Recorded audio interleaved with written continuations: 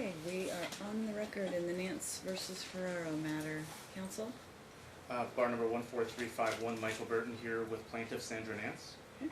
Good morning, Shannon Wilson, bar number 9933, on behalf of Defendant Christopher Ferraro, who's present. Okay. All right, so this is the time set for the evidentiary hearing. Quick question. Do you intend to, whoever's using the video conference, do you intend to call those first? We have someone here waiting to make sure all that happens, Okay. but it either happens, we either call them back in or we let them wait. Well, they're my witnesses, and this is Mr. Burton's case in chief. Right, so they would we necessarily have, come a little okay, bit later. and you haven't talked about any of that? in No, terms of- and Okay, on that issue, so my expectation, in my understanding, is you gave me 3 hours. And yeah, both you 3 hours. both of us, you gave us 3 hours. Yeah, uh-huh. And we all know 3 hours is not a lot of time. No?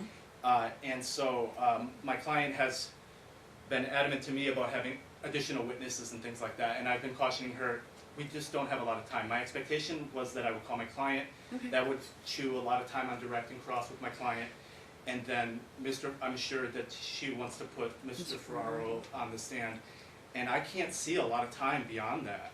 Right. Well, I you're, have a- obviously you're first, and so, I mean, you don't have to call out, don't be called out of order, so, that's fine. And then if we need more time, we'll deal with it. If you decide you wanna call them or not call them at the end of it, we'll deal with it. My issue with that is that I would have had other witnesses too if we had more time, and I've tried to stay with the constraints given. Okay. So I would like to then formally object to the witnesses on the basis that of the time constraint, but also that in the Paglini report, there's a lot of witness interviews that are in this evidence, into evidence now. So that is something I've used to talk to my own client here about the lack of need for additional witnesses that might be duplicative with that Paglini report and all the statements and interviews inside there. Okay. So, your response, please. I mean, I don't wanna get into. My response is simply that the court allocated a total of 3 hours, 1.5 to each side. My witnesses are not going to eat into Mr. Burton's time. If I have the job of allocating my own time accordingly, as does he.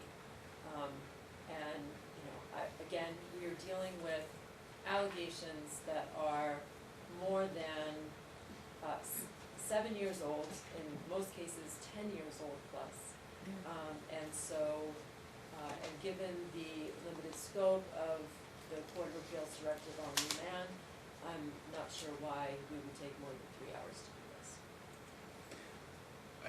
I mean, I think that, I don't know what other witnesses you would have called. What other witnesses would you have called? She has family members and other people who have been present and witnessed some of the events that she's going to testify to. And then so the directive is for my client to be able to present evidence, and I understand that that creates, His a right to due rebut. process Yeah, issue. But again, like, rather than me bringing in 5 people that can say the same and can validate my client, because of the time constraints, I brought my client and I expected she'd bring her client, and then But that would be about the end of the time. Well, it might be, but it doesn't restrict, I mean, I didn't restrict anybody to whoever they wanted to call, so I think that you have your time, she'll have her time. If she decides to put him on for 5 minutes and everybody else on for 1 hour and 25, that's her choice. I mean, same with yours, pardon? I'm sorry, I didn't mean to interrupt. Yeah. I guess I was just also going to point out that the plaintiff's witness list didn't have anybody except the plaintiff and the defendant. And I appreciate, that 1.5 hours is a very short amount of time, but if you're anticipating calling other witnesses, I would expect to see them on the list. They're not on the list because of the time constraints. Okay, well, I mean, look, your client probably will take up a lot of the time, but if he, like I said, if he decides to not utilize his time to tell the story out of his own mouth and he wants other people to testify, that's his choice. But I'm sure that you'll do a fine job with your 1.5 hours. I'm sure. Let's get started so that we can utilize the time best suited for putting Okay. on. We did have stipulations to exhibits, right? We do, yes. Okay. We stipulated to admit all of defendant's trial exhibits, A, B, C, and D. Okay. And we stipulated to plaintiffs 1 and 2, but object to 3. Or actually, I understand from Mr. Burton that he's not going to introduce 3, but I object to number 4. Okay. All right then, So I'd call my client first. okay, very good. So let's swear her in and get started.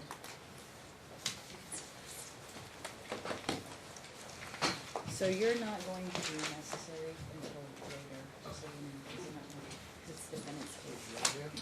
You do solemnly swear the testimony you're about to give in this action shall be the truth, the whole truth, and nothing but the truth, so help you God. I do.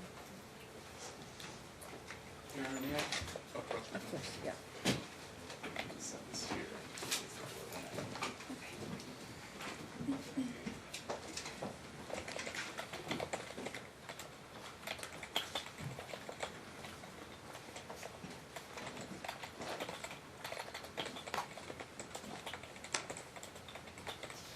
Your Honor, I'm gonna jump in a little bit, so if you could give me a little latitude on some of the foundation, because this is a continuation, and I don't wanna have to reestablish the relationship and things like Yeah, that. you know, I think we know why we're here, and I know the parties, and I know the history, so that's not a problem. Just go ahead and jump right in. Miss Nance, when did you first start dating Mr. Ferraro? We met in 2006. We briefly dated, I guess you would say, went on a few dates for a couple weeks. We re-met, and he moved back to New York, was here vacationing or something. We re-met in 2007, and we started dating at that time. During the course of your relationship, was there ever any physical abuse? Yes, Was there ever any verbal abuse? yes. Can you tell me the first time you remember this starting, what year that was? 2007. And what do you remember about it starting? It started with pictures being smashed and broken and thrown, just things around that were sitting around on the dresser or whatever during disagreements and arguments. How many times do you recall this occurring in 2007? Several. Every time there was a disagreement or argument, it seemed like another photo frame was getting smashed or thrown or broken What types of photos were these? of us. They were in frames? Correct, yes. In 2007, so staying in 2007, was there a time where you got into an argument where Chris's brother and his sister came over? Yes. Can you tell me about that argument? I'm not sure what the argument started from that evening, but it escalated.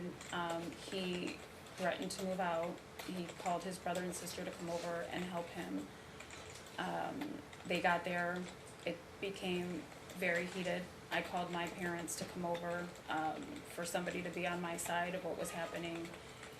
My dad was trying to intervene the argument and calm down the situation out in front of the house. His sister started pushing my father and eventually scratched his chest with her nails. Chris moved out that evening, and that's basically what happened that night. This is prior to you being pregnant with Evan? Yes, correct. Did Chris threaten to move out often? Every time we fought. Did he actually move out? Every time we fought, yes. Over the course of your relationship, how many times would you estimate that Mr. Ferraro moved out of your residence? I honestly, so many times I can't even, probably over 15 to 20 times. I don't know.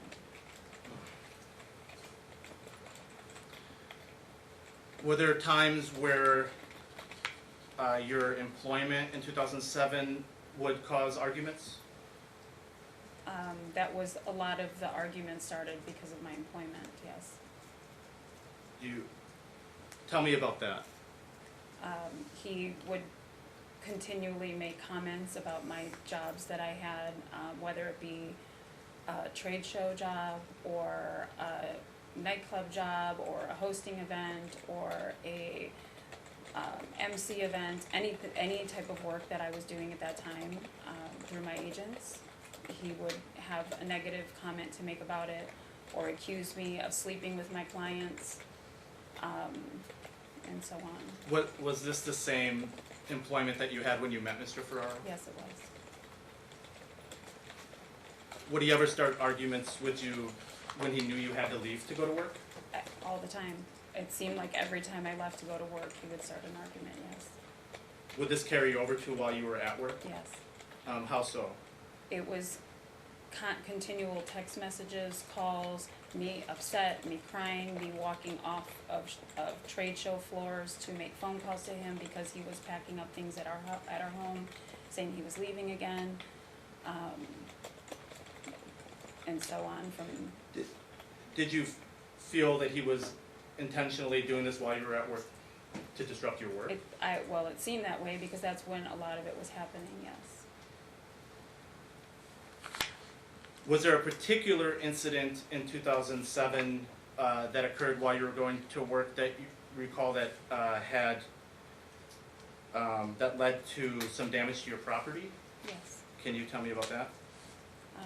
Again, I was leaving one night. I had worked other jobs that day. I was going to a second job that evening, and he wanted to talk, and I told him I was running late, that I would talk to him when I got home or whenever I was able to. And he followed me all the way out to the car. He would not let me leave. I was threatening him I was gonna call the police because he was starting to get angry, and I could see there was hostility building in him. And when I said that, he turned around and he kicked my garage door. And I was in shock. Can you open that book that I have in front of you there and turn to tab 1? Yes.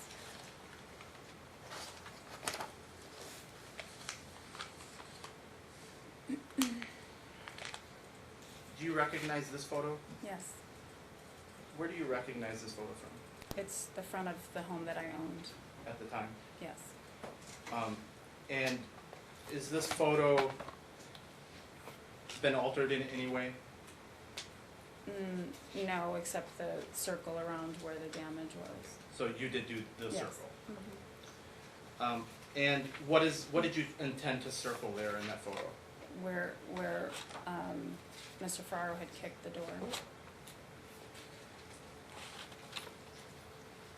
So that what happened after he kicked the door? I left. I was in shock that he damaged my garage door that way. We exchanged some text messages, email. I told him I'm done. It's getting, out of control. He packed up his things and left that evening. While at work, called the locksmith. I told him to come out to my home, meet me at the house at 3 a.m. when I got off my shift to change all my locks on my door. And I had my locks changed. Okay. And then, was that the end of you and Mr. Ferraro? No, it was like a few weeks later. I was driving down the 215. My oldest son was with me. He's like, "Mom, there's Chris." And I said, "Where?" And he's like, "He's on the exit." And he's like, "He's following us." He was really scared all the way to our house. He kept saying, "He's still following us, he's still following us." He followed us all the way to our home. Objection, hearsay, What is the hearsay part? the son's comments. Oh, he's following us? Oh, well, it's excited utterance. Go ahead. We got to the house. Chris exited his car. He was apologizing, apologizing, "Please forgive him. He's so sorry. He will have my door fixed." So on and so on. This went on for a lengthy amount of time. He even cried a few times during the time, saying he was What's a sorry. lengthy amount of time? I mean, at least an hour, I would say, before we went in the house, because I had the doors changed. I didn't want him entering the home at all. So then what happened after that? I forgave him, and he told me he would have my garage door fixed, which never happened. So the garage door was never repaired? Never. Still in 2007, was there another time where you got into an argument and then Chris had only his brother come over? Yes. Can you tell me about that incident? I was once again at work when it happened. He and I had got in some argument before I left. He called his brother to help him come move his things out again. My mother was there watching my children that night. I think Chris was going out with his brother or something they had planned, so my mother was gonna stay there with my kids. And upon arrival, his brother started getting, I guess, hostile and whatever with my mother, cussing her out, cursing at her. He was outside in the garage area. Chris was packing his things, handing them to him as he Objection, was packing foundation. them. Which Ms. part? Nance wasn't, as if I understand, Ms. Nance was not present for any of this. She was, were you present? I Liz? was at work. Okay, Okay, sustained. okay, I guess that was, okay, so what did you physically, what is your actual, so this information that you're relaying now was told to you by your mother? Correct, yes. And when did she tell you that? That evening. And how did she come to tell you that? Well, I knew everything. I was at work and I was once again on my phone the entire shift, going back and forth, which is like, this is what's So happening. you were on the phone with her at some points as this was occurring? Correct, yes. Objection, hearsay. I believe that would fall under either excited utterance exception or a contemporaneous event occurring. She's on the phone and her mother's relaying this to her while it's literally Which happening. part now? Because she's answered all the questions, so which part are we talking about? So the objection was originally foundation, the Right, foundation which I has say been waived. sustained, right? And then she started Then talking. the objection is to the hearsay and move to strike all the hearsay testimony about what mom said about what was transpiring. But it's a present sense impression if the mom is literally communicating this as it's happening to her while she's at work. Right, and this is the incident with the brother you're Yes, talking about. Oh, him and his brother there with her parents who were then contacting her, so, and telling her what's happening in real time. okay, overruled. You can continue. So then, what was your mom telling you was happening at that time? She said that his brother, Peter, was the aggressor during that incident, and he kept cursing her out, demeaning her, saying things to her. He threatened he was gonna spit in her face. Hold on 1 second. Is this at night afterward? Because you started this, that's why I was asking the question. Is this at night afterward, or when is this? Can you describe at what point while this was occurring, your mom contacted you, and if this event was still going on while it happened, or did she tell you after, and if after, when? While it was happening, we were going back and forth on the phone. Then, obviously, I heard the whole story again afterward, but while it was happening, yes, that's what she told me was going on. Okay, so let's focus on the stuff that she told you while it was happening. Correct. At what point did you first get contacted by your mother? Could you recall yes, that evening? I think she sent me, if I recall correctly, she sent me a text message saying that Chris and his brother are here moving his things out. His brother has come here and they're moving his things out. And that's why I got on the phone with her. Okay, you called. Correct. Yes. And then what did she say on the phone was happening? What I just said, What? that Chris's brother was the aggressor in that, the environment that was happening at the house, I guess. And he was making a lot of statements, he was cursing at her, he was saying he was gonna spit on her, making comments about myself, my family, my children. So this is what she was telling you had just happened, Was happening, or was yes. happening, okay. Correct. So she was telling you that he had threatened to spit on her? Yes, Peter Ferraro, correct. and was swearing at her? Mhm. And it's your understanding that Desmond was there when this was Yeah, happening? Desmond, said, Grandma, I'll pick up a rock to protect you. Objection, foundation. And hearsay. Sustained. Okay, without telling what Desmond said, Mhm. it's your understanding that Desmond was present though? Correct, yes. Was Kayla present? I don't believe so, I think she was at her dad's that night. Okay, I'm gonna move into 2008 now. Do you recall any abusive events in January 2008? January is a really bad month of 2008. Why is that? A huge situation happened New Year's Eve, 2007. Chris had moved out that evening once again while I was at work. I had actually got in a disagreement with my employer because I was getting ready to leave to go stop what was happening. We were supposed to spend New Year's Eve together. Hang on, I want to stop you because you said stop what was happening. Can you try to be more specific in your testimony as to what you're referring to? We had planned on celebrating New Year's Eve together. He dropped me off at work. I had a 4-hour shift and I was off at midnight. He was supposed to come back and pick me up and we were going to celebrate New Year's Eve. I get a text message about an hour into my shift. He cannot take this anymore. If I really loved him, I would be celebrating New Year's Eve with him. That his sister and brother even told him so. And they are over at my house, all 3 of them, and they're moving his belongings out. I got upset. I was trying to stop him. I was crying. I was in between my shifts because I was working a New Year's Eve event, and we were on the floor for like 30 minutes and off the floor, then on the floor at the Rio Hotel. And in between, every time I was on the phone with Chris, and I was upset. I was crying. We were supposed to celebrate New Year's. He was ruining the night. He was moving out again. So my makeup was wrecked. I just wasn't in the mood to go out and start being nice to people, you know, and celebrating the event I was at. So I told my employer that I was gonna leave early, and I got yelled at. I got threatened that I would never work again. Okay, and then what happened after you left your shift early? I didn't leave early. You did it? So you stayed until the end of the shift? And then what happened?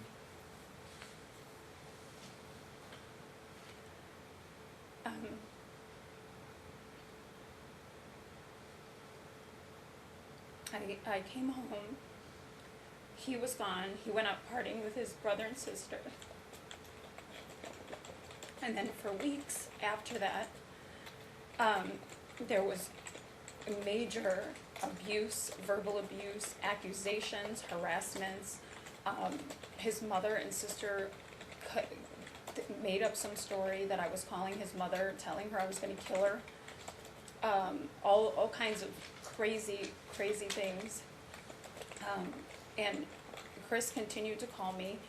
I can't believe you did this. I can't believe you do this. It only stopped weeks after I offered and said I would.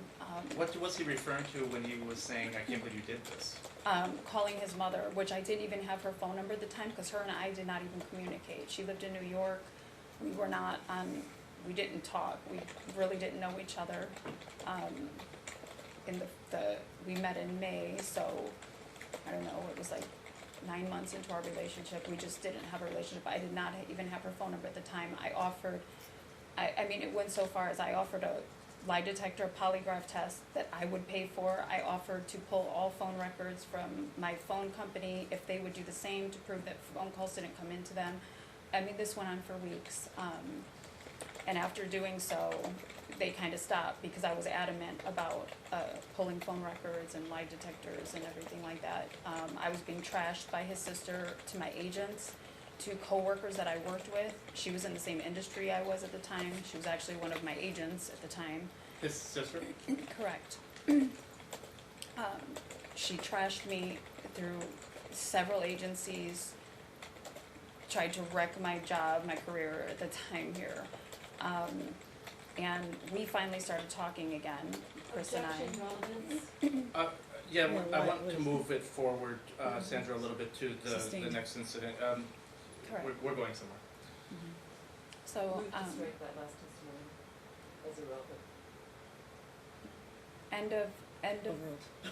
end of January, it was Chris's birthday, and his sister was throwing a party for him and his brother at the Palms Casino, which I worked at, and we were on speaking terms, and he told me to come to the party with him. His sister demanded that I did not show up that night, and I was not allowed to come. I did anyway. I went with Chris. And It was held in the main nightclub. At the time, I sat in the booth next to them. I wasn't allowed in their booth. I wasn't allowed to celebrate in their booth, so I sat with friends in the booth next to them. Chris would come over throughout the night with me, with them, back and forth. At one point, he got very intoxicated. We weren't sure if he was drugged in his drink, if he just drank too much, what was going on. I called over security that I knew from working there to help me get him to the back room, to get him some water or some help. And as I was going back with him, on one side security, on the other side of him, all of a sudden I hear his brother and his sister next to me telling me to stay the F away from their brother. His sister grabbed my throat with her hands, and his brother spit on me, Peter. Security grabbed her because she had her hands around my throat. And I know that they were taken out of the Palms that evening. We were in the back room, and then we had a car take us home. So you left with Chris that night? Correct, yes. And so this was in 2008? Yes, the January of January 2008. 2008. In 2008, is this when you found out you were pregnant with Evan? Yeah, I think it was February I found out. When did you tell Chris that you were pregnant? Objection, relevance. Yeah, it was early 2008. Hold on. I think it's relevant as I'm building a story and a Okay, narrative all here. right, So, overruled, go ahead. um, Slaying foundation. so after you found out you were pregnant with Evan, did anything change regarding the verbal or physical, or the verbal abuse that you've testified to so far? No, not really. It continued our entire relationship. In May 2008, did Chris move out again? Yes, that he moved out for good during my pregnancy in May, right when I quit my job. Gave them my final notice that I could no longer work because I was pregnant.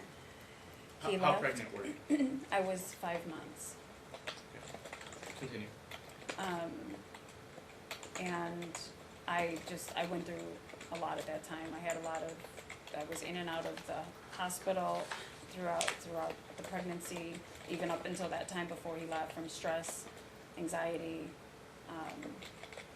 the fighting back and forth. And then he moved out in May. Correct. And did you hear from him at all between the time he moved out and when Evan was born? I tried to keep in contact and give him updates and things like that. We had brief communication here and there when I would reach out and give him an update. And midsummer, I think it was, we stopped talking completely. I found out he was dating another woman. Objection, relevance. Move to strike. This is a hearing about domestic violence I allegations. understand. And not hearing that. All right, well, I won't. I mean, can't I'm just gonna- put her up here and say, Yeah. tell me this without saying, well, how did we get here? What happened immediately before? I agree that there needs to be some foundation to lead into it. I mean, otherwise it's disjointed. Yeah. If that's how you want to put on your case, I'm gonna overrule the objection and go ahead and let them. I mean, I understand that. I can't penalize the guy because he had a girlfriend. I mean, I get that. And- But and that's not the point not of- trying, and I don't think that's what they're That's- asking. yeah, I know that's that you're not just the point laying the of the testimony. foundation. So I just would rather. I understand that it really isn't relevant to this particular hearing, but I understand what Mr. Burton's doing. He's laying the foundation for how things got to where Yeah. the incidents occurred, I guess. Okay, so overruled. Proceed. Continue. So, I'll get you back on track here. So, when was Evan born? September Of what year? 2008, September 30th. Okay, so at what point after Evan was born did you and Chris open up lines of communication again? Well, I reached out to him, let him know that I was going to the hospital, didn't hear from him. I reached out after Evan was born, did not hear from him. Objection, it relevance, was and about- non-responsive. Right. The question was, when Not did you responsive. get in Sustained. contact? At what point did you and Chris open up lines of communication again about Evan after? It was like 8 months after Evan was born, I believe. Okay. And how did that occur?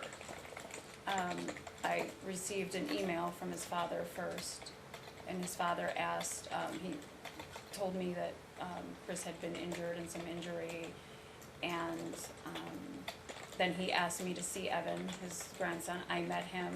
I agreed to allow him to meet his grandson. I met him. Then he asked if I would allow Chris to meet Evan, which I agreed to the very next night, and that was how him and I started talking again, I guess. So then what happened after that between the two of you staying in 2009 as far as your relationship and also with Evan? What do you mean our relationship? Did you guys reconcile in 2009? Yeah, but after a while, after that occurrence, he met Evan. I was served with some papers that he wanted custody. We went through some court proceedings. He was allowed visitation, so we were communicating at visitation, drop-offs only during that time regarding dropping off Evan for his visitation. At some point, did you guys discuss moving to New York? Well, yeah, during those drop-offs, the drop-offs got longer and longer. He was being overly friendly to me. I found out he broke up with the girl he was dating. We started dating, I guess, or talking slowly, and then yes, we traveled to New York with Evan together. When was this? 2009, and right before September, right before the kids started school. We were there for like a week, and then we discussed, and we were talking about moving to New York and trying to work on a family, I guess. And did you move to New York? Yes, I did. When was that? September of 2009, And where did you live in New York? in his mother's home. How long, you said September 2009? And how long were you in New York this time? I was there till December. About 3 months? Yeah. Well, for September, I took 4 months. Okay, 4 months. End of December.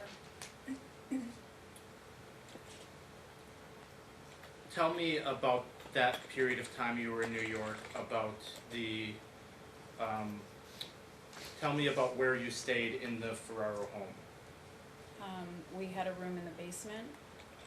Chris and I had a room in the basement. My children were sleeping on the couches. They didn't have a bedroom. And where was Evan sleeping? He had a crib. And was that in the basement also? Yes. It wasn't in the room with us, it was like outside of it. Was there verbal or emotional abuse in New York by Chris while you were there? Yeah, it started probably late September. It wasn't right away, but it started.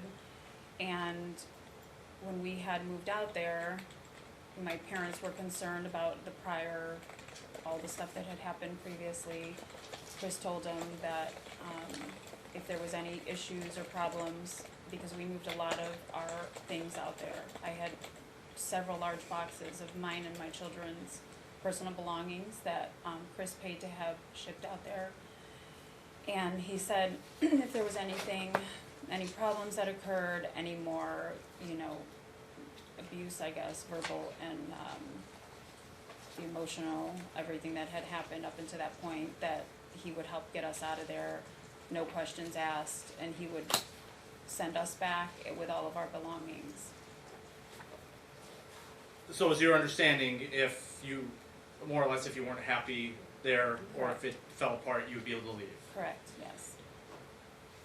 When you say verbal or emotional abuse started up again, can you give me some examples of things that Chris would say to you while you were in New York during this time period we're talking about? I mean, it was the same thing our whole relationship. Anytime there was a disagreement or anytime there was a fight or an argument, it was always, I'm a whore, I'm a Vegas slut, I'm, this, that, my kids are this, that. It was the same type of verbal abuse. He was going to tell Evan when Evan was old enough that he is an Olympian and I'm just a Vegas whore, things along those lines. Would you classify it as denigrating? Absolutely, yes.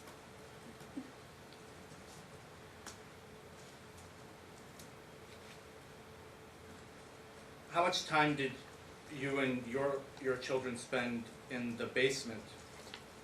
A lot of time in the basement. We began just staying down there because we didn't want to go upstairs. When we probably, I would say right after we first got there, a couple weeks, Chris wanted to completely take over Evan. He wanted to bathe him and clothe him and feed him and wouldn't allow me to do anything. Immediately his mother started as well. And he told me, just let her take care of her grandson, she's older. And that was the cause of a lot of arguments too, because I'm like, I'm his mother, not Were you working? his grandmother's, not his mother. Okay. I was not working at that time, no. At some point during the same period we're talking about in New York, did you tell Chris that you wanted to leave and go back to Las Vegas? I told him several times, yes. How would he respond to this? He would tell me to find a way on my own. He knew I had no money, none at all. And he would give me silent treatments. At one point, he took my purse. His mother was kind of in on it. I went to her, I told her, you need to get my purse back. She's like, he has it, just go to the basement, go to sleep, don't worry about it. That went on for a week. He would not give me my identification and my entire purse. He would not, like I said, help me get any kind of plane tickets, whatever. I repeatedly told him that I wanted to leave.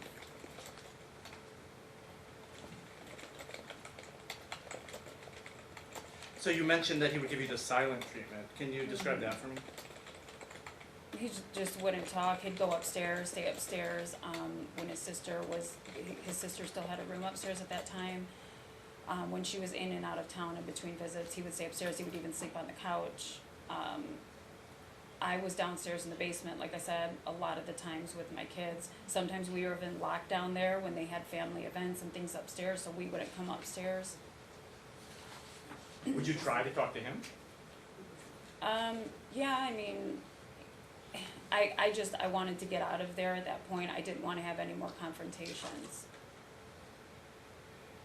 During the same time period, did you get the impression that he might be trying to turn your children, Kayla and Desmond, against you Yeah, that was at the same always time period? happening, yes. Tell me about that.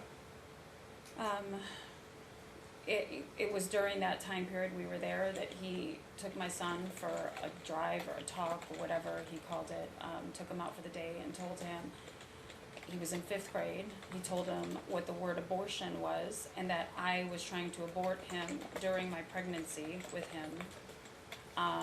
He would continually talk negative about my daughter who was in 1st grade at the time, saying that she was going to turn into a Vegas slut and be a stripper. He sometimes referred to her as the little bitch, and she was a little girl. How old was she? She was in 1st grade. 6 years old, maybe?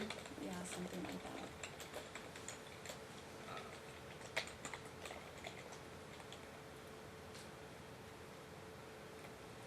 Still in the same time period in New York, did you eventually get a job? I did. Where was that job? It was at a fine dining establishment. I can't remember the city. It was like 45 minutes from where we stayed. So you mentioned you were there from September till December. Mm-hmm. When did you get the job? It was early December. There was an incident that happened after Thanksgiving, and I'm like, I have to figure out a way to get out of here myself. So I went to a neighbor, my son's friend's mother, to help with babysitting. I went to his father because Chris's father and I communicated, we spoke. I asked him, I knew he had an older car that he used for business, I believe it was, or something. I asked him if I could use it, so I had a vehicle to travel back and forth, that I was gonna get a job. I told him that I thought it might be better for our relationship if I worked and whatever, but my intentions were to get me and my kids out of there. So I set up everything I needed to go get a job, and I started training and stuff for it. What was your job there? I was a server, So, yeah. was it a new restaurant? Yes. So had it opened yet when you applied? No. Okay, so when did you actually start that job? It was sometime early December, I don't recall the exact date. And did you actually ever work at that job? Yes. How long? Well, I trained for weeks, and then, probably not even a full week, I think a couple days it was. What happened at the job? How? So was there ever a time where there was an incident at that job involving Chris? Yes. Can you tell me about that? We were having a grand opening event at the restaurant. We were allowed to invite guests if we wanted to, a guest, after we had done the initial serving that night. And I had, a couple nights before, or whenever it was, like 3-4 nights before, Chris and I were on the silent treatment once again for a few weeks at this point. I went upstairs and I spoke with Chris and I asked him, I said, this job that I'm working at is having a grand opening event, would you like to come? He informed me he was leaving town, he wouldn't be in town. I wasn't aware that he was leaving town. He was going with his brother to some hockey, I don't know what. And he said he'd think about it and he didn't know if he would be back in time. Speed up to that night, he decided to leave early. He was gonna meet me at the restaurant for the grand opening event. He was running really late. I walked out there to get him. There was music and valet service and all that. And as he was walking up, I could see the look on his face was not a good one. And he proceeded to tell me, I sought out a Vegas type restaurant, just like the whore that I am. And I did not want a confrontation at my job. I needed the job to get back to Vegas. I didn't want to make a scene or be embarrassed. I kind of let it slide. I just said, please don't start. Come in, have a drink. We went in. I introduced him to all my coworkers. I even set up a business meeting for him inside there that night. And we were in there and everything was fine for a few hours. At one point he snapped and he said he's leaving. I gathered my things and I said, I'm gonna leave too. I left after him. And that's what happened at the work. And then, did you go home? Yes. And you said he went home also?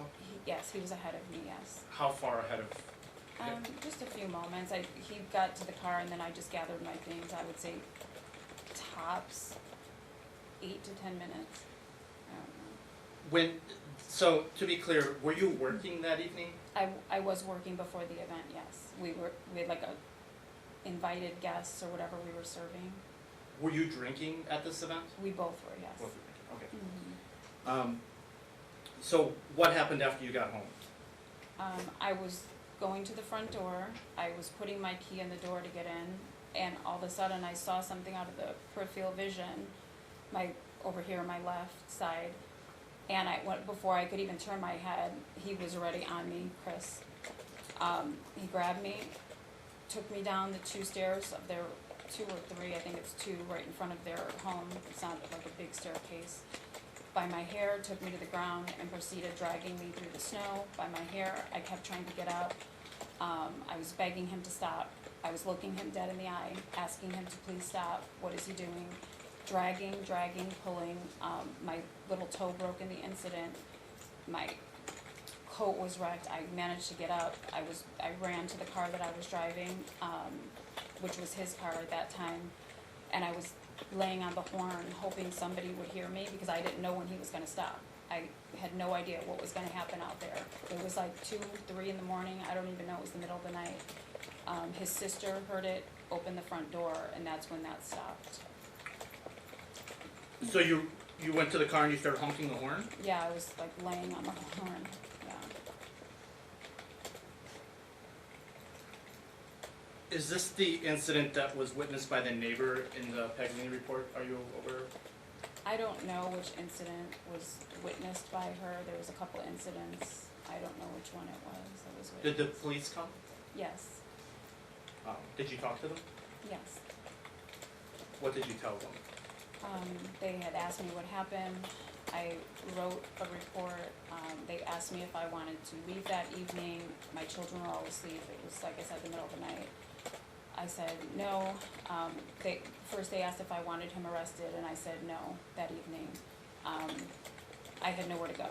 I knew that if I had him arrested, I would have to get my kids, and I did not have $1 to my name yet. We had not gotten a paycheck from my job. At that point, I did not have any money. I did not know anybody except this neighbor that was, you know, I didn't want to go impose on, and I had nowhere to go. So I did not have him arrested that evening. They told me that I had up to, I believe it was like 48 or 72 hours or something to press charges.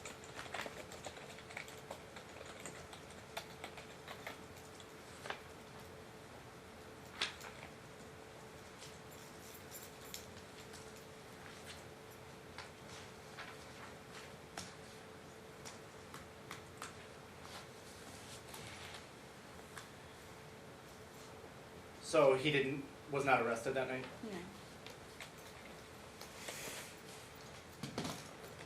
Did you go back in the home that night? That night, yes. And the next day, did you still intend on trying to leave? Yeah, even more so. I called everybody I could to try and get some money to get into a hotel that evening. I didn't go to work. I was scheduled to go to work. I couldn't go to work. My scalp had blood all on it. I had my oldest son looking at it. He was helping me with his sister. I couldn't even eat that day because every time I opened my mouth, it was hurting my scalp. He was gone most of the day. Chris was gone most of the day. I recall him coming home somewhere early evening telling me that he was out looking for a townhouse to move me into in New York. And I told him I was not staying in New York. And he said, well, I'm getting you this house or this townhouse and so on and so on. I don't remember the exact rest of that conversation. He left with his sister.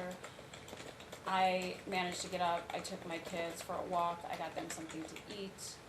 I made arrangements to come back, gather a few belongings, go to a hotel room that evening. As I was gathering a few belongings and leaving, his mother was sitting at the table, and like what had happened a few times prior, she started calling me names, asking me where I was going, gave me the keys to the car that I was going out to that I had been using. Which you said was his father's car? Correct. I ignored her, and I continued to go to the car. I am assuming she called Chris because he showed up within minutes while I was getting everything into the car. And we were already inside the car, getting ready to leave. He was running around the front yard, grabbed a decorative brick that they have around. He was on the phone with his father, and I recall him asking his father, is it okay that I do this?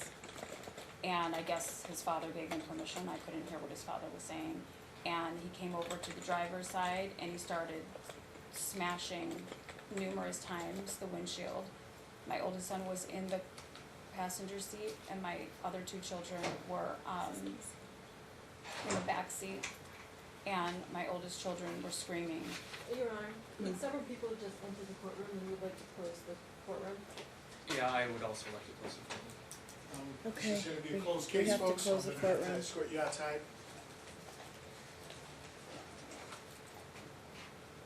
Thank you. Thank you.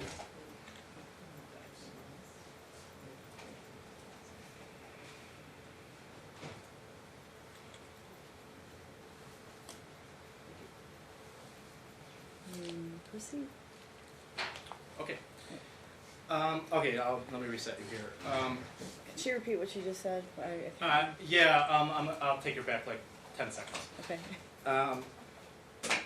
So you were discussing this, you were trying to leave, and then he had grabbed a block, a brick. Can you turn to Exhibit 2 in your book there? So, Your Honor, we talked about Exhibit 1 before, and these are stipulated 1 and 2, so I didn't move to admit it because it's stipulated. Okay. you testified that Christopher was on the phone with his father, or Correct. you assumed was his father. Yes, Did you hear him say, "Is it okay if I do this"? Is that your testimony? yes, it is. So you heard that. I heard that very clear, yes. In Exhibit 2, there are 2 pages. Do you see those? Yes, Do you recognize these documents? yes. Where do you recognize them from? They're the front of Chris's house. Did you pull these documents? Yes, Where did you pull them from? Google Maps or whatever. So this is like a Google Map satellite image of Christopher's home. Yes. On the second page, the one marked MLG 00003, what is in that photo? That's the bricks where he grabbed the brick from.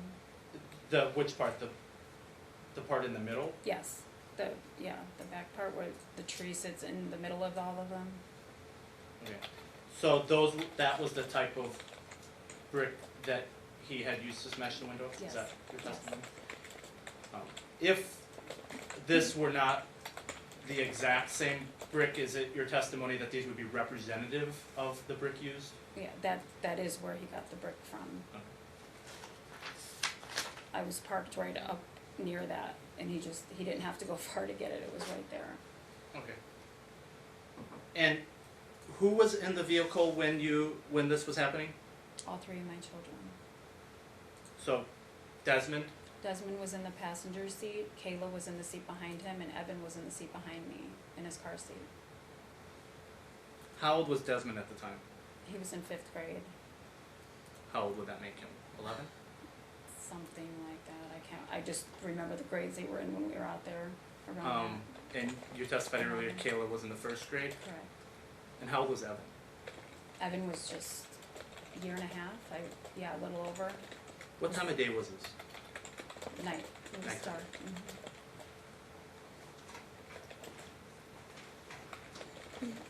Do you believe Chris knew that children were in the car?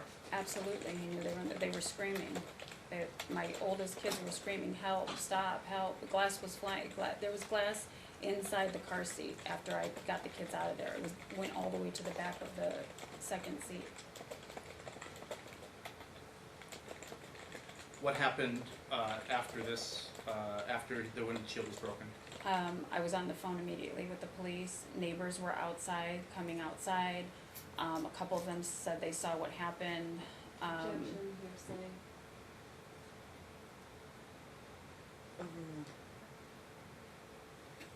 I'm sorry, go ahead. Keep going.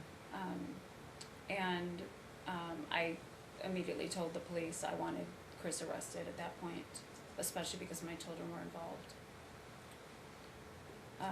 Was he arrested? No. Did the police talk to him? Yes, the police showed up. They said that they were gonna go inside and speak with him. He was inside. His whole family ended up showing up. They were inside for approximately 45 minutes. I even called a second time to the police and asking them, I don't know what's happening. It's been 45 minutes. Police are in there. They said that they would follow up with it. I got off the phone with the call that I was on. The police came out and they told me that they were not gonna arrest Chris and for either incident the night before and that evening as well, and that they would just remain on site while I packed up all of my belongings out of the Ferraro home to leave. Did they tell you why they were not going to arrest him? No, they never told me why. So to this day, you don't know? I have no idea. After these 2 incidences that you just testified to, so just to be clear, these were back-to-back days? Yes, And on both days were the police called? correct, yes, And Chris was not arrested either time? neither. How did that make you feel? I was really confused. I felt more desperate than ever to get out of New York because I felt like, first of all, I didn't even know anybody there, and if something, that bad had happened and the people that you call to help you and count on aren't even helping you, I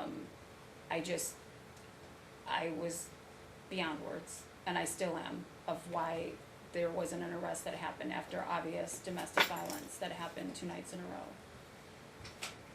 At what point did you end up leaving to go back to Las Vegas? The very next morning. How did you do that? Did you fly? Yes, the neighbor that had been watching, my kids while I worked allowed me to leave all my belongings in her garage, so it didn't cost me thousands to ship those. They ended up never getting shipped. And I managed to get a friend to buy me one-way tickets for me and my children to get back. So you testified before that Christopher had paid to bring several boxes of items that were important to you, I assume? Yeah. And when you left to go back to Las Vegas, you left those items behind? Correct. And you're saying you never got them back? Never, no.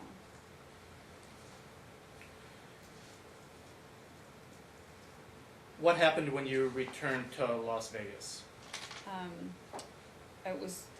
I got here in the morning, I think I laid down, I woke up, it was early morning, and there was a police officer at our door. I was at my parents' home. And he said he was there for a wellness check because he had a call from Mr. Ferraro and his mother that I was a danger to my children, I was crazy, whatever. Objection, hearsay.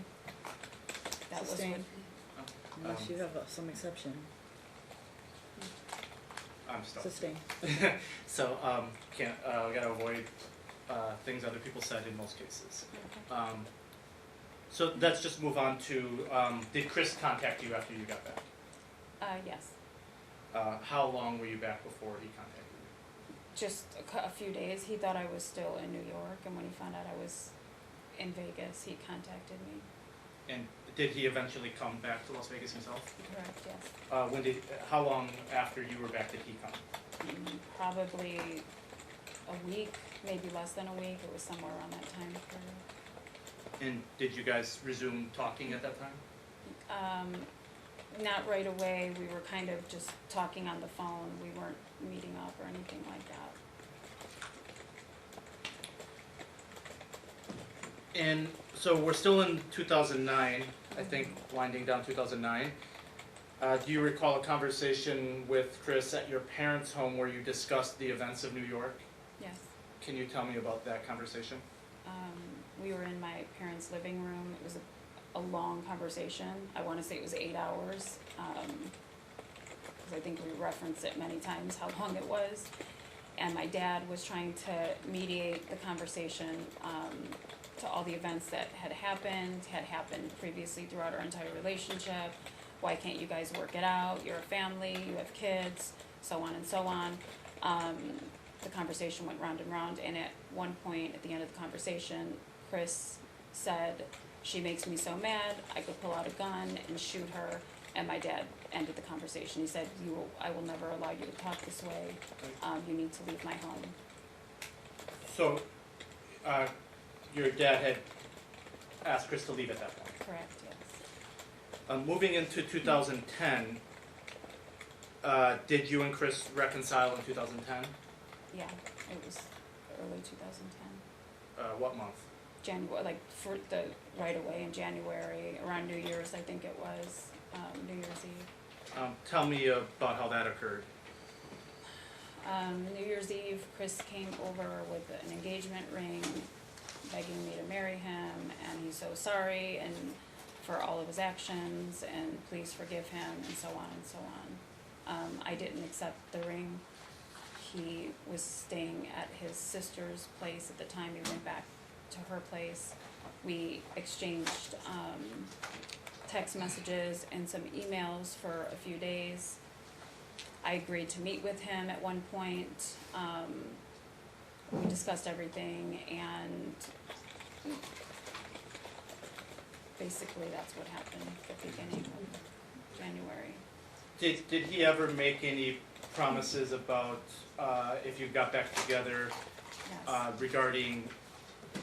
I'll get to the promise about the living arrangements with his parents.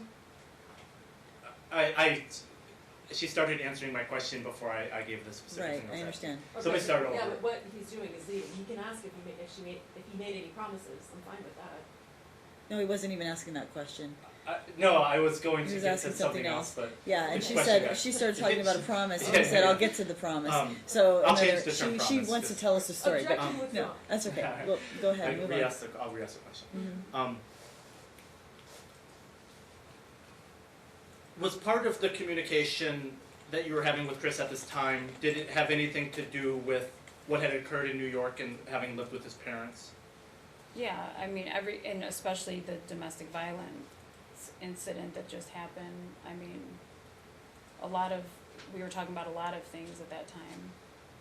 Was one of them moving back to New York again? Yeah, he was asking, yes. And how did you feel about that At that time, I was saying absolutely no. at that time? Correct. What had changed? What changed?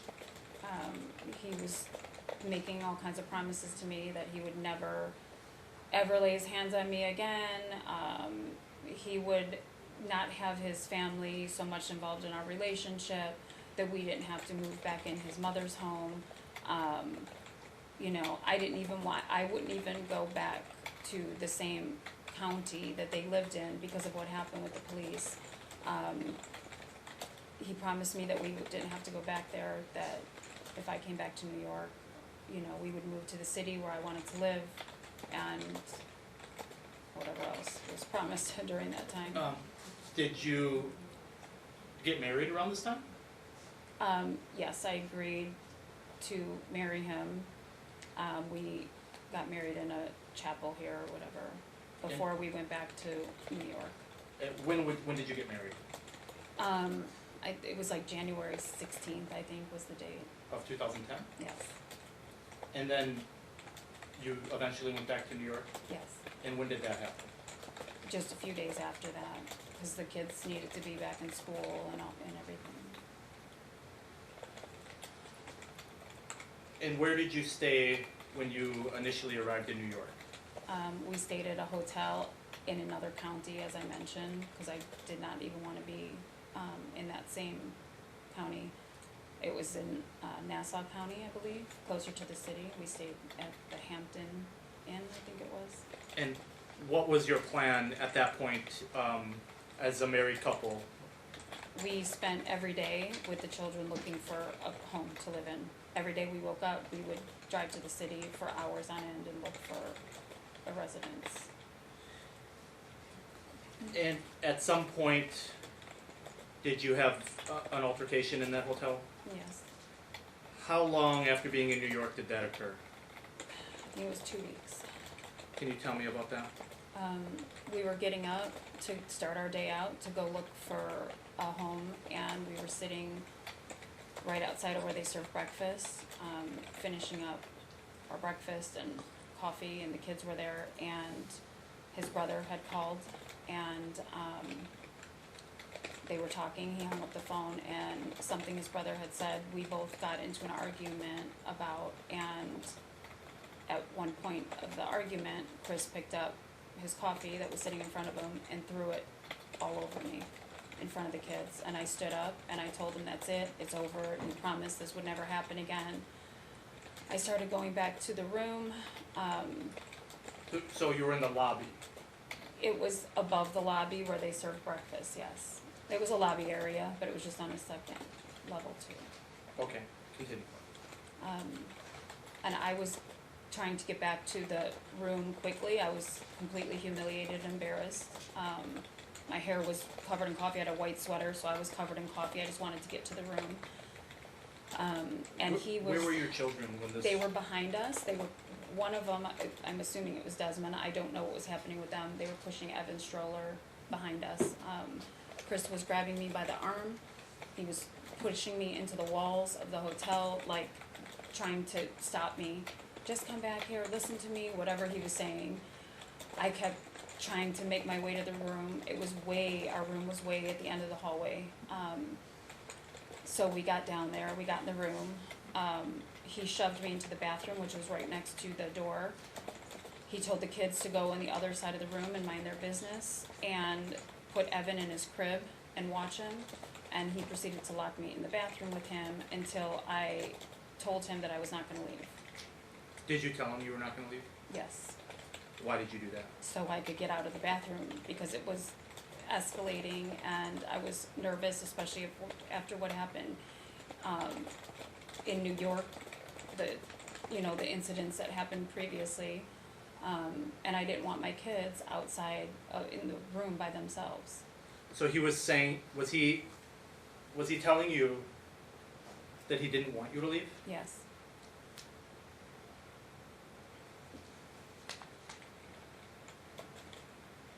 How long were you in the bathroom? Probably 30, 45 minutes.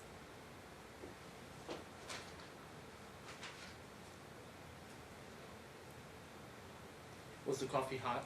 Yes, yeah. Were there other people around when that happened? There was a cleaning lady that was in the area. What did you do next? I went out for a little bit. I remember changing, and immediately all I could think of was, I have to get out of here. I have to get out of New York. I don't know what is gonna happen. I don't know what he's capable of. I don't know. I didn't want anything to escalate again like it had in December. And I took my oldest two kids. Evan was in his crib sleeping. I had a check that I was carrying. That was the only, any kind of money that I had on me. I had no money. He did not give me any money. I did not have, I think, even $1 in my purse. But I was holding on to a money order that we were using to put as a deposit. So I immediately thought to go back to the place where we got it. It was like a currency exchange type place, cash it. So I had money on me so I could get me and my kids back out of New York. Upon returning a few hours later, Chris and Evan were not in the room and they were gone. Do you know where they went? No, I didn't. Did you try to contact him? Immediately, yes. Did he answer? No. Did you take any other steps to try to locate Chris and Evan? Yes, I called called his family numerous times. I called him numerous times, texted him numerous times. And Mr. Burton, just so you know, you're at about an hour. Alright. I'm actually right on schedule. I think, okay, all right, good.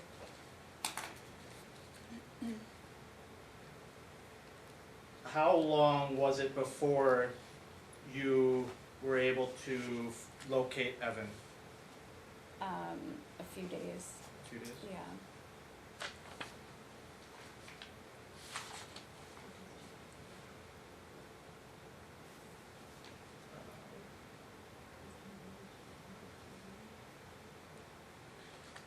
Eventually, did you end up back in Las Vegas? I did, yes. And how long after that incident you just testified to did you end up, at what point did you go back to Las Vegas? Well, that incident, I was forced to stay in New York. Chris filed some kind of paperwork saying that Evan had jurisdiction in New York and I was not allowed to leave with him. I was told by the courts that if I left with him, I would be arrested. So I had to send my oldest two children back to get back in school, be with their grandparents. I stayed in New York for a few months until court proceedings went through. And then at one of the court proceedings, the judge was confused as to why I was even demanded to stay there. And I left immediately directly from that court hearing back to Las Vegas. And approximately when was this? I believe it was April. I want to say it was April. Of 2010? Yes. Mm-hmm. Okay, after you returned back to Las Vegas at that time, what were your communications with Mr. Ferraro? We went through a lot of court proceedings at that time, back and forth. In Las Vegas? Yes. Okay. In between them, we were talking here and there. He had rented an apartment. There was communication of, should we work this out, should we not work this out? We're a family, back and forth, back and forth. That was the communication then. Did you ever reconcile at this point or after this point? Yeah, I mean, there was, like I said, it was reconciliation, then a breakup, then then this isn't working, that it just went back and forth through the entire time. So I'm gonna move to 2011, Yeah. and we're gonna wind it down. Mhm. Were you guys in a relationship in January 2011? You and Chris? We were back and forth, like I said, up until then, and in January, I finally said, that's it, it's done. Was there an incident in January that made you come to that conclusion? Yeah, there was several, but he took a BlackBerry that my mother had bought me and cracked it in half. That had all my, and they didn't back up like Apple does. All my contacts were in there, all my calendar, my jobs, my every contact that I had since I moved to Vegas, everything. And my mom was really upset. He promised to replace that phone once again, never did, never replaced that phone. So what, these contacts that you say were in this phone, Mm-hmm. did they relate to your employment? Yes. And what type of employment was that? I worked through agencies. I did acting, modeling, trade show work, spokesmodel work, whatever they booked me for here. I was dealing poker in several casinos, or blackjack and poker, at strip casinos, off-strip casinos. So, yeah, all those contacts were in there with the schedules as well. Were these the jobs and the employment that you testified earlier that Mr. Ferraro was not happy you having? Yes. During the testimony at your original trial, you testified that you feared for your life. Do you recall that? Yes, I do. Is the basis of that testimony because of the things that you testified here today, the events? Yes.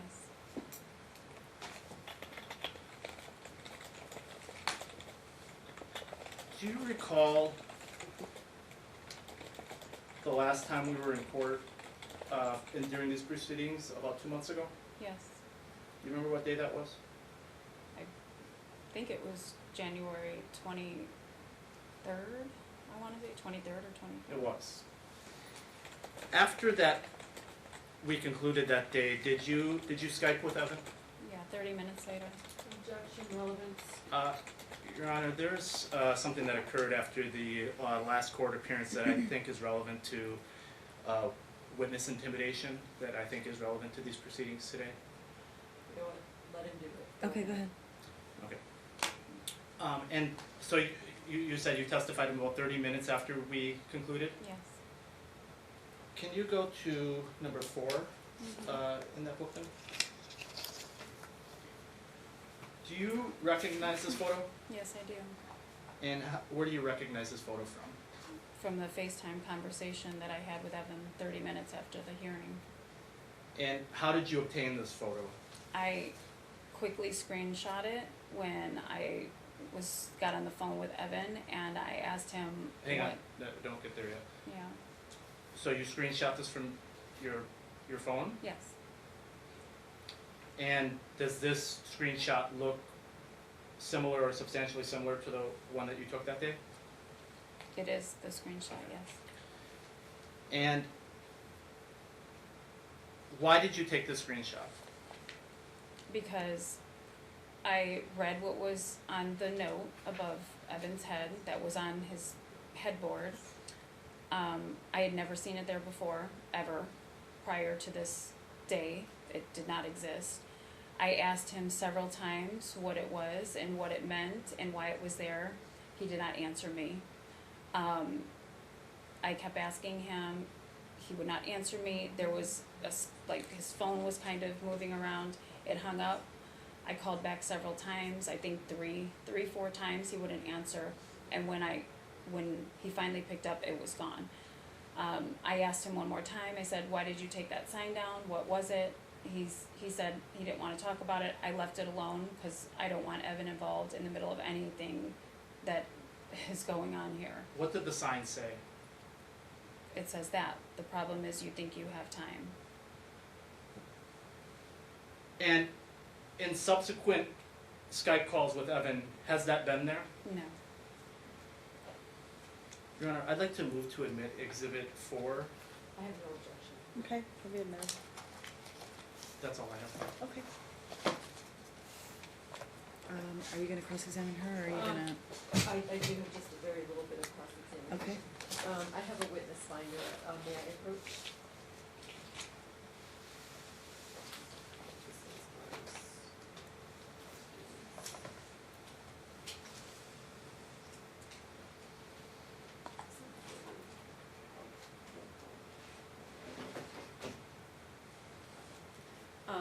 Your Honor, also an order of business. When we sent down our exhibit binder, we have documents that are for the clerk and the court. We had the confidential exhibits that we talked about when we were in the hearing in January. Mm-hmm. And you had indicated that I should just bring those with me rather than put them in the binders. Right. So may I approach the court Sure. clerk with those exhibits? It looks like, what my secretary did was she put C and D together, so there are 2 copies of each of those. And may I approach the witness with our exhibit binder? Yes. And also, this one here is number 1. Yeah. Sealed report, yeah. And just so you know, I just gave the clerk the 1,000, so she'll make that a sealed All right. document as well. Okay.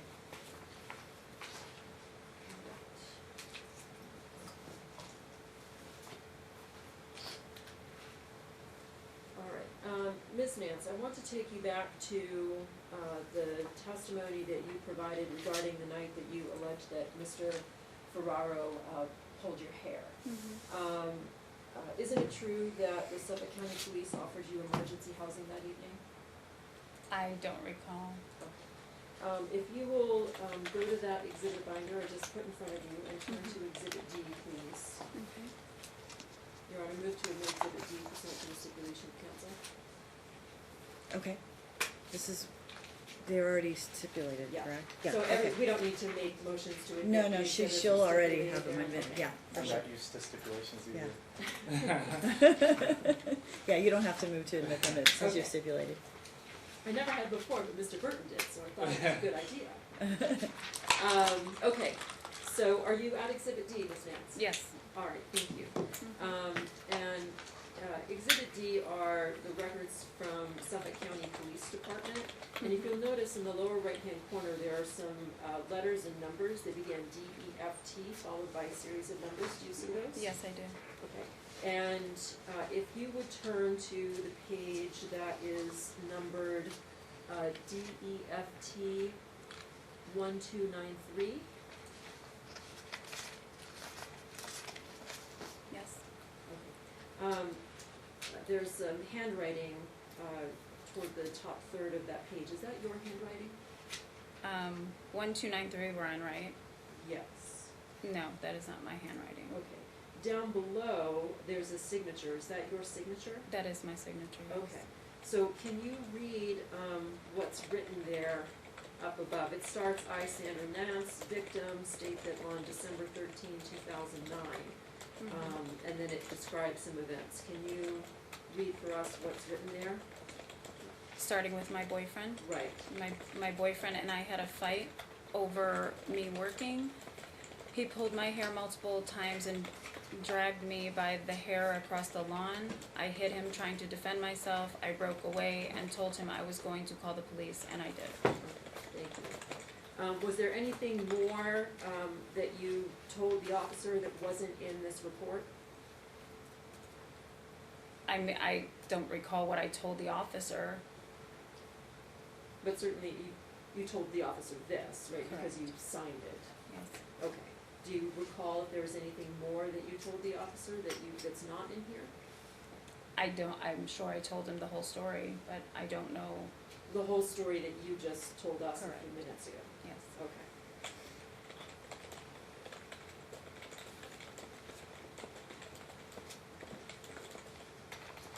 All right, and then if you'll go back a page to Defendant 1292. About 2/3 of the way down that page, it's very small typewriting, but it says results of investigation and basis of action taken. below that, there's some handwriting, I assume that's not your handwriting either, is it? No. And can you read for us what's written there? I'll try. It's kind of verbal dispute led to hair pulling. I believe that says VI. Offered emergency housing but refused. VI refused to press charges. Suspect to spend night at brother's house in Wading River. SST I don't even know what that says, notified something. Okay, so does that help refresh your recollection that you were offered emergency housing that night? I may have been. Okay. Your Honor, I want to object to these are hearsay statements in this police report. I'm not certain whether, There was a stipulation to admit the exhibits. Right, And they're a business record. Right. So we come in under that exception. correct. Um,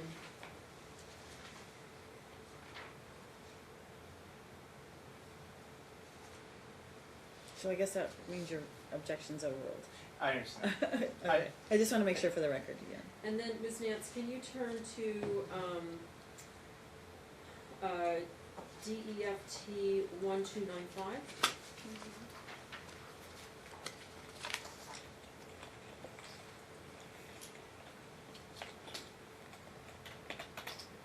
And again, is this your handwriting? It is not. Okay. But above it says, Sandra Nance, victim on December 14, 2009. And below that, where the signature block is, it says refused. Do you remember reading this and refusing to sign the statement? Yes, I absolutely do. Okay, so can you read what's here for us?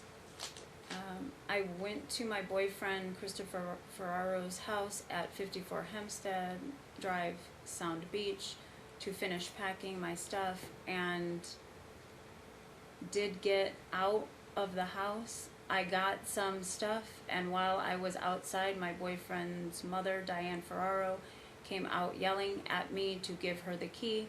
I called the police, and shortly I can't read that. Afterwards?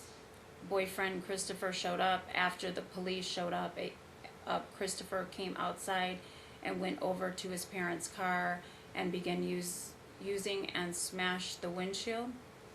My children Kayla and Evan were in the back and got scared and upset Okay. Do you remember why you refused to sign that statement? because it wasn't correct. What was not correct about it? The entire statement. Well, I think you testified substantially to this a few minutes ago.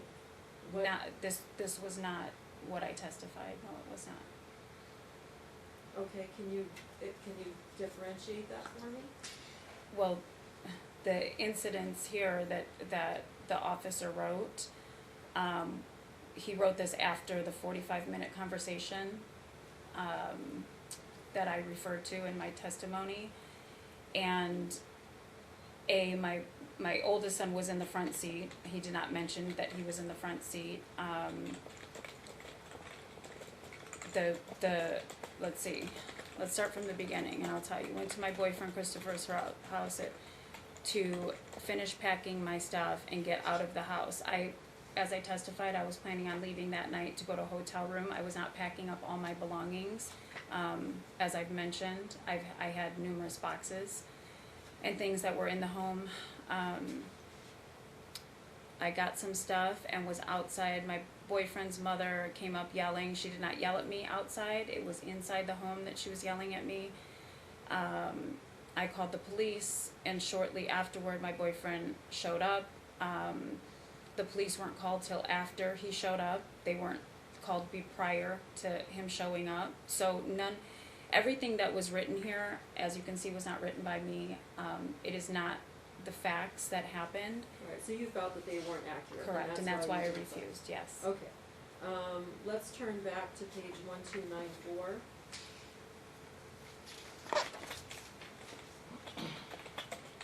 And this is really hard to read. I've read it a few times, so what I'd like to do is, I'm gonna read it and you tell me if you disagree Okay. with the words as I'm reading them. Okay. It says, COMPL, usually that would mean completed, packed up and retrieved belongings and moved out of the house. Do we agree that that's what it says there, even if we disagree as to whether that's true or not? I'm not sure what night this is even referring to, if we can, So if we look down below, there's a date of 12/14/2009. okay, There's also that same date is up above, 12/14/2009. Okay. On the second line, party number 2 interviewed, and if we look up above, we see party number 2 is Mr. Ferraro. He is interviewed and states his father told him to break windshield. Do we agree that's what it says? yes, what I can see, yes. Okay. So complainant couldn't take their vehicle and thought the children were in the basement. Do we agree that's what that sentence says? That's what the sentence says, yes. Okay. Complainant became angry and uncooperative when advised party number 2 was not able to be arrested for breaking windshield and upsetting children. Do we agree that's what the sentence says? That's what it says, yes. Sergeant, looks at maybe Hunt's notified of situation. Okay. Nothing further. Any follow-up? No, I think we're good. Okay, all right, she may step down. Would now be a good time for a bathroom break and Yeah. maybe call IT, and I would call Michelle Tavros first. Yes. We will go off the record and get a hold of IT.